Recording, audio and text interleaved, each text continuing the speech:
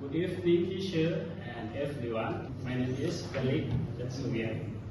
I am currently working for La Poste Company in Finance Division as the Deputy Manager of Expenditure Control Section.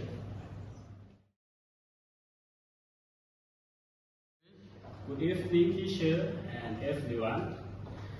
Let me introduce myself. My name is Felix Jatsuvian. You can call me Lick.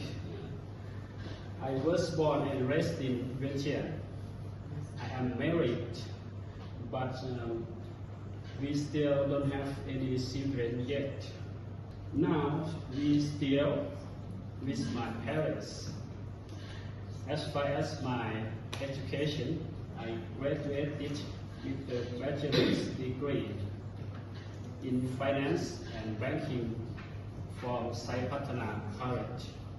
As for my work experience, I am currently working for La Poste Company in Finance Division as the Deputy Manager of Expenditure Control Section.